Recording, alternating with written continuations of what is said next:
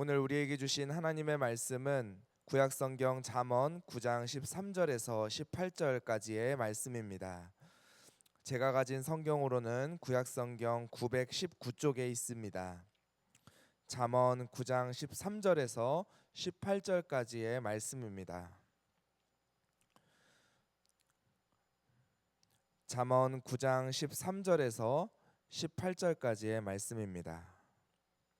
구약성경 919쪽 잠언 9장 13절에서 18절까지의 말씀을 우리 한 절씩 교독하시겠습니다. 미련한 여인이 떠들며 어리석어서 아무것도 알지 못하고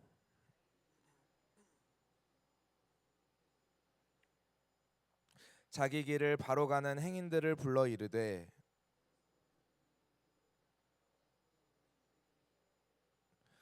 도둑질한 물이 달고 몰래 먹는 떡이 맛이 있다 하는도다. 오직 그 어리석은 자는 죽은 자들이 거기 있는 것과 그의 객들이 스올 깊은 곳에 있는 것을 알지 못하느니라. 아멘.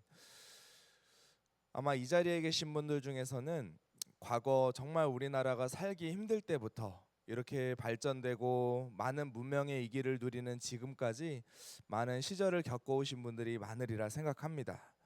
이 시대는 누구나 궁금한 게 있다면 찾아볼 수 있는 시대이고 궁금한 것들이 있다면 당장에 해결할 수 있는 시대입니다. 스마트폰 가지고들 계시죠?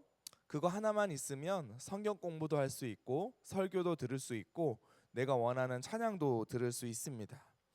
이전에는 내가 성경을 읽다가 이해 안 되면 그냥 넘어가거나 아니면 일일이 책을 다 찾아봐야 했다면 지금은 바로 검색해서 확인 가능한 시대가 되었습니다.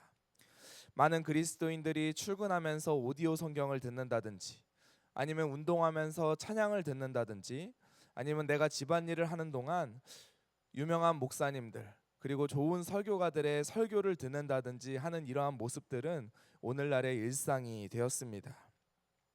스마트폰을 열면 쏟아지는 끊임없는 정보들은 현대인의 삶을 180도 바꾸어 놓았습니다. 혹시 이 가운데서 유튜브 자주 보시는 분들 계시리라 생각합니다. 저희 부모님도 유튜브를 참 많이 보시더라고요. 뭐 정치 아니면은 여러 가지 문화적인 것들 그리고 기독교적인 것들 그 무엇이 되었든지 영상을 자주 보시는 모습을 보곤 하였습니다. 그런데 예전에는 뭐 10분, 15분 이런 긴 영상들을 봤다면 요즘 사람들은 그것조차 견디지를 못합니다. 너무 길다는 거예요. 그래서 15초, 20초짜리 짧은 영상들을 만들어서 올리는데 그걸 유튜브에서는 쇼츠라 그러고 인스타그램이라고 하는 SNS에서는 릴스라고 합니다.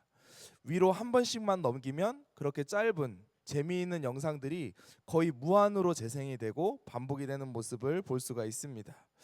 그렇기 때문에 요즘 젊은 분들 혹은 어르신들조차도 그렇게 스마트폰과 함께 1시간, 2시간 잠들기 전에 시간을 보내는 모습들이 요즘 주변에서 많이 볼 수 있습니다. 그런데 전도서 1장 8절에서는 이러한 현대인의 모습을 적나라하게 묘사하고 있는데 제가 한번 읽어드리겠습니다. 모든 만물이 피곤하다는 것을 사람이 말로 다 말할 수는 없나니 그 다음이 중요합니다. 눈은 보아도 족함이 없고 귀는 들어도 가득 차지 아니하도다. 이 말씀은 우리가 아무리 좋은 것을 보고 좋은 이야기를 들어도 우리는 만족할 수 없다는 것을 의미합니다. 이러한 영상들이나 끊임없는 컨텐츠들이 그 순간 우리의 마음을 만족시켜 줄 수는 있어도 우리의 영혼은 채워줄 수 없다는 것을 이야기하고 있다는 것입니다. 유튜브가 없던 시절에도 저희 할머니는 항상 TV를 틀어놓으셨습니다. 그게 없으면은 견디지를 못하셨어요. 그 방 안의 적막함 그리고 그 고요함 그거를 견디지 못했던 기억이 납니다. 저는 오늘 설교를 준비하면서 오늘 주제인 호기심이라고 하는 단어를 보았습니다. 굉장히 난감했던 것은 첫 번째로 이 호기심이라고 하는 것은 한 번도 부정적으로 사용한 적이 없었습니다. 항상 아이들에게도 호기심이 있어야 된다. 무엇이든지 궁금해하고 관심이 있어야 된다고 이야기를 했지 부정적으로 사용한 적이 없었기 때문이고 호기심이라는 주제를 가지고 설교했던 적은 제 인생 가운데 그리고 제가 지금까지 들어왔던 설교 가운데 한 번도 없었기 때문입니다. 그런데 보면 볼수록 이 호기심이라고 하는 이 주제가 이 시대에 실제적이고 필요한 말씀이라는 생각이 들었습니다. 왜 그렇습니까? 하나님께서 인간을 창조하실 때 우리 인간을 어떻게 만드셨죠? 궁금해하고 탐구하고 배우는 존재로 만드셨다는 것입니다. 하지만 인간이 타락하면서 하나님께서 선하게 창조하신 이 호기심을 사람은 하나님의 영광이 아닌 내 시간을 보내고 내 쾌락을 즐기는 데 사용하기 시작했습니다.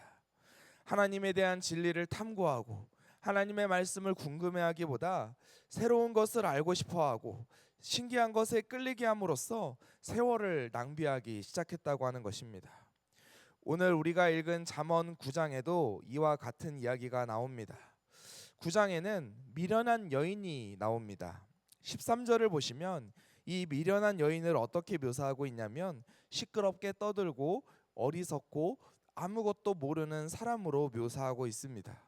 그런데 놀랍게도 이 여인이 앉아 있는 자리가 있습니다. 우리 13절 14절 말씀을 같이 한번 읽어보도록 하겠습니다.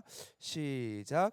미련한 여인이 떠들며 어리석어서 아무것도 알지 못하고 자기 집 문에 앉으며 성읍 높은 곳에 있는 자리에 앉아서. 아멘. 놀랍게도 이 여인이 앉아 있는 자리는 성읍 높은 곳, 사람들의 눈에 가장 띄는 그 자리에 앉아 있더라라고 하는 것입니다. 오늘날로 표현하면 무엇입니까? 우리가 흥미를 가질 만한 영상들과 컨텐츠들이 사람들을 현혹시키기 쉬운 제일 높은 곳에 앉아 있더라라고 하는 것입니다. 굳이 스마트폰이 아니더라도 TV 채널만 돌리더라도 우리의 관심을 끄는 것들이 너무 많고, 그리고 채널을 돌리다가도 이거 내가 관심 있던 건데 하면은 거기에 멈추지 않습니까?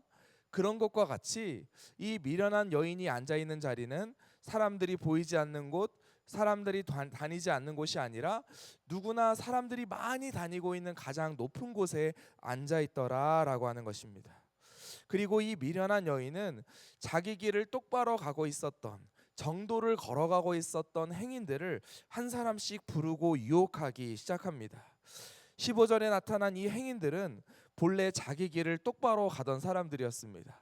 내가 가려던 길을 올바로 걸어가던 사람들이었다라고 하는 것입니다. 그런데 이 미련한 여인은 그 똑바로 걸어가던 그 사람들을 그 길에서 벗어나도록 유혹하고 있는 모습을 볼 수가 있습니다. 어떻게 유혹합니까? 우리 17절 말씀을 보도록 하겠습니다. 도둑질한 물이 달고 몰래 먹는 떡이 맛이 있다 하는도다. 아멘. 도둑질한 물이 달다고 합니다. 그리고 몰래 먹는 떡이 맛이 있다라고 이야기를 합니다. 이 표현은 무엇이냐면 성적인 표현을 담고 있는 것입니다. 도둑질이라고 하는 것은 다른 사람의 배우자를 빼앗는 성적인 쾌락을 의미하고요. 그러니까 도둑질한 물이 달다고 하는 것은 쾌락을 추구하는 삶이 우리 인생 가운데 참된 행복을 만들어준다라는 유혹을 하고 있는 것입니다. 몰래 먹는 떡이라고 하는 것도 똑같습니다. 간음 행위가 주는 쾌락을 의미하더라라고 하는 것입니다. 한마디로 미련한 여인은 사람들이 오고 가는 가장 높은 자리에 앉아서 똑바로 자신의 길을 걸어가던 그 사람들을 향해 그 길을 벗어나서 성적 쾌락의 길, 그리고 인생을 즐기는 길로 살아가도록 초청하고 초대하고 있더라라고 하는 것입니다. 본래 이 사람들은 자기의 길을 똑바로 가던 사람들이었습니다. 그런데 갑자기 그 가던 길을 멈추고 다른 길을 걸어가기 시작합니다. 왜 그렇습니까? 호기심 때문이라고 하는 것이지요. 성읍 높은 곳, 사람들 눈에 가장 띄는 그 자리에서 그 이 미련한 여인이 자신들을 유혹하기 시작하자 그곳에 관심을 가지기 시작하고 그 말에 귀를 기울이기 시작하고 그 길을 걸어가더라라고 하는 것입니다. 그런데 성경은 그 여인의 유혹에 빠진 사람들의 결말이 어떻다고 이야기를 하고 있습니까? 우리 18절 말씀 참 중요한데요. 우리 함께 읽어보도록 하겠습니다. 시작. 오직 그 어리석은 자는 죽은 자들이 거기 있는 것과 그의 객들이 수올 깊은 곳에 있는 것을 알지 못하느니라. 아멘. 성경은 말합니다. 그 여인의 집에는 죽은 자들이 있다고요. 그리고 그의 객들은 스올 깊은 곳에 있다고 이야기하고 있습니다. 한마디로 미련한 여인이 유혹하는 그 길은 겉으로는 즐거워 보이고 선의로 포장된 것 같지만 결국에 그 영혼이 죽어갈 수밖에 없다고 하는 것입니다. 하루에 많은 시간을 영상이나 컨텐츠로 소비한다면 우리의 영혼이 서서히 마르기 시작합니다. 그런데 정말 무서운 건 무엇이냐면 그것을 내가 알아요, 몰라요? 모른다는 거죠. 내가 힘들 때, 내가 외로울 때, 내가 고통 가운데 있을 때 아무 생각 없이 영상으로 그리고 컨텐츠들로 소비하기 시작하면 그 순간에는 너무 행복해요. 왜냐하면 근심도 사라지고 그날 힘들었던 것들이 생각이 나지 않습니다. 그런데 무서운 것은 내 영혼이 메말라 간다는 것을 내가 모르더라라고 하는 것입니다. 내가 하나님 앞에 나아가야 하고 내가 하나님의 말씀으로 위로받아야 하고 내가 하나님으로부터 받는 그 힘과 능력으로 살아가야 하지만 내가 세상의 힘을 빌려서 그것을 잊어가는 동안에도 하나님이 내 마음 가운데 없다는 사실을 내가 모르더라라고 하는 것입니다. 사순절 기간 우리는 이제 호기심의 방향을 다른 방향으로 돌렸으면 좋겠습니다. 호기심을 없애라는 것이 아닙니다. 하나님도 우리의 호기심을 사용하기를 원하십니다. 문제는 호기심의 방향입니다. 하나님께서는 오늘도 말씀을 통해 우리가 이 호기심이라고 하는 것을 하나님의 진리, 하나님의 말씀을 탐구하고 배우고 그것을 연구하는 데 사용하기를 원하십니다. 하나님의 부르심은 그리고 하나님의 말씀은 미련한 여인과 같이 높은 자리에 있지 않습니다. 요란하거나 시끄럽지도 않습니다. 그렇기 때문에 우리가 관심을 가지기가 참 어렵습니다. 자극적이지도 않고요. 조용하고 절제되어 있습니다. 눈에 띄지 않고 잘 끌리지도 않습니다. 하지만 그 안에 진정한 보화가 있고 그 안에 진정한 생명이 있고 진짜 만족이 그 안에 있습니다. 우리가 살아가는 오늘 하루를 한번 돌아보시면 좋겠습니다. 우리가 지난 한 주간을 돌아보면 좋겠습니다. 어리석은 여인이 우리를 향해 얼마나 많은 초대장을 날렸습니까? 우리가 얼마나 많이 그 초대장을 받고 물리치고 내가 가야 할 그 길을 걸어가기보다 그 여인의 길을 따라갔습니까? 하지만 하나님께서는 이 말씀을 통해 우리에게 말씀하십니다. 지혜의 길로 오너라, 진리의 길로 돌아서라 말씀하고 계십니다. 진리의 길에는 생명과 회복이 있습니다. 오늘 하루 그리고 사순절 기간 앞으로 우리 신앙의 여정 동안 참된 생명의 길로 걸어갈 수 있는 저와 여러분들 될 수 있기를 주님의 이름으로 축복합니다. 기도하겠습니다. 하나님 아버지, 오늘 주신 하나님의 말씀을 마음 가운데 새기며 나아갑니다.